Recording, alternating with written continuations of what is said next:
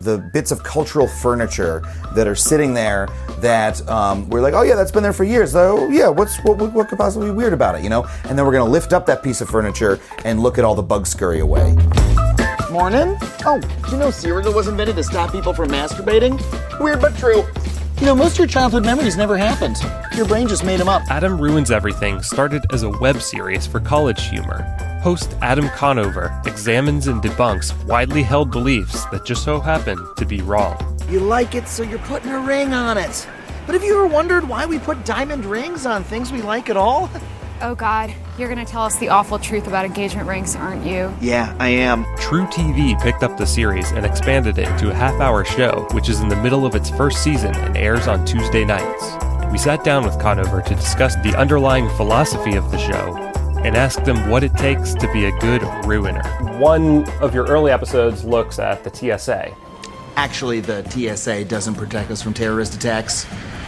Could you just ruin the TSA a little bit for us right now? Yeah, sure. That one's kind of low-hanging fruit. I feel like a lot of people already suspect this. But the TSA has never stopped a terrorist attack, or at least we don't know that they've never stopped a terrorist attack because they've never claimed to have stopped a terrorist attack. The reason for that is that the TSA's security is totally static, right? Like all they do is screen items for discrete things and then scan your body in this specific way, right?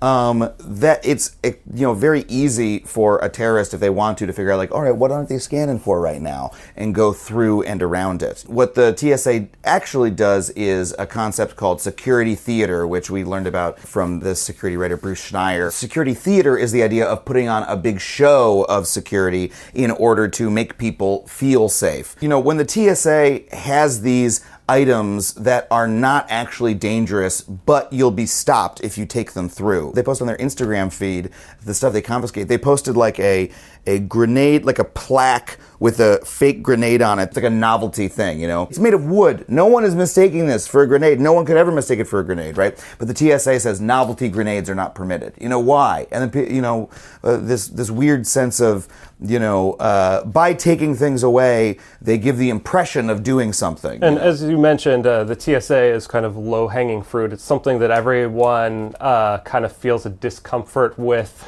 But you do take on topics that are kind of cherished beliefs, whether it's engagement rings or fingerprints or cars. Have you ever taken on a topic that you ruined for yourself? Something that you thought, oh man, I really wish this were true or something? There's a few topics in our sex episode that's coming up in a couple weeks that were things that I genuinely didn't know at all that the writers brought to me. I won't spoil what they are, but they're two like very commonly held beliefs about the human body that I wasn't aware that I was wrong about, which was a very wonderful sensation to have, to feel that like, holy crap myself, this feeling we're trying to give the audience I got to experience. In our hygiene episode, we talk about why you don't really need to shower every day. There's no medical reason to shower every day. A dermatologist will say, actually, if you shower every day, you can over-dry your skin. Really, you just need to watch your armpits and crotch. But, soap companies, sort of like advertised and sort of instilled this cultural habit of you must shower every day, and if you don't, you're gross. I do still shower every day, despite knowing that, because I feel disgusting if I don't shower every day. In the same way that I also bought my girlfriend a piece of diamond jewelry after shooting the diamond engagement ring section. Part of the thesis of the show is that you can't escape culture. You can learn about it, you can criticize it, you can try to move it slowly, but at the end of the day, you can't actually opt out of the culture that you're in. I mean, it seems like, we're in an age where everything is a Google search away as far as information goes. So all the information is out there, yet these misconceptions that you're taking down in the show persist. Why is that? Well, it's interesting you say Google because you're like, well, information's right out there. It's right at our fingertips. But also what you want to believe is right out there, So it's the classic thing of someone, Googling autism vaccines and, they'll find what they're looking for depending on what they think, If you Google first engagement ring, and people will watch our show and go Google it, first engagement ring, and they'll say, wait a second, the first engagement ring was given by like a Bavarian prince in 1524 or whatever. Now that little bit of story is part of the De Beers advertising campaign. That was like a thing that they put in newspapers and magazines and stuff to make it seem like an older tradition. It's not false that happened, but that was just one example of a guy who gave a ring one time, and De Beers says that was the beginning of the trend. It wasn't, you know. But with that example, I mean, it caught on and it spread so quickly and so easily. It almost makes it seem as if like the culture was hungry for this symbolic sacrifice that people could make. Sure. Do you think that's possible? That's definitely possible. I think, though, that the main thing is that a corporation, a company like De Beers, is a social entity that exists to get money for itself, right? That's the purpose of it. That's what it'll do. I think that what we need more of in society is corrective institutions that try to influence people in the opposite direction, that pull them the other way. And so that's what I hope that the show is. When you watch the show, you see these little citations pop up for every fact that you're putting out there. Could you explain your decision to do that? There are so many people on TV who just tell you, this is the truth, right? And here I'm telling you the truth and believe me, right?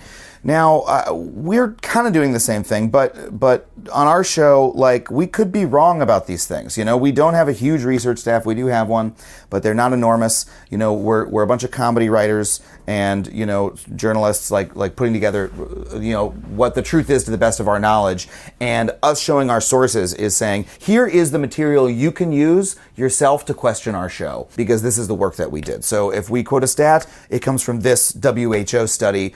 And if you can say, hey, actually this study had a bad sample size, or whatever it is that you might say. And I hope that people do that. And if we get any that are, you know, credible, I would like to, if we're lucky enough to do more episodes, to like do a you know, corrections episode. And Adam ruins everything. Exactly. Yeah, we've talked about that a couple times. Yeah. Unless you have a habit of undermining your own beliefs and of being curious about these things, you won't look into those things more deeply. And part of the thesis of the show and the mission of the show is to help instill that habit in people. When you're talking about examining truth claims, everyone is looking through their own lens, but there doesn't seem to be a strong, like, partisan lens or anything that you're filtering your show through. You know, I have political beliefs like anybody else, but that's not what the show is about. People have told me, like, you should do an episode on Planned Parenthood, on the truth about Planned Parenthood, right? Depending on what they think the truth about Planned Parenthood is, you know?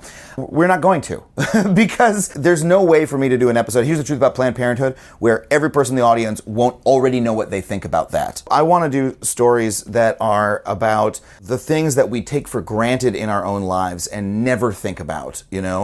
Like the bits of cultural furniture that are sitting there that we're like, oh yeah, that's been there for years. So yeah, what could possibly be weird about it, you know? And then we're going to lift up that piece of furniture and look at all the bugs scurry away. The underlying mission of the show is to promote skepticism, free inquiry, questioning your own beliefs. Do you feel that the culture itself is moving towards that? It's interesting. To me, it's not so much the culture changing.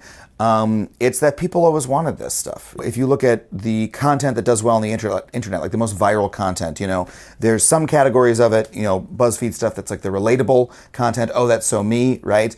But there's another big category of it, like, here's something amazing you didn't know, that really hooks into people. The other cultural change is that comedy has been starting to be taken much more seriously in recent years.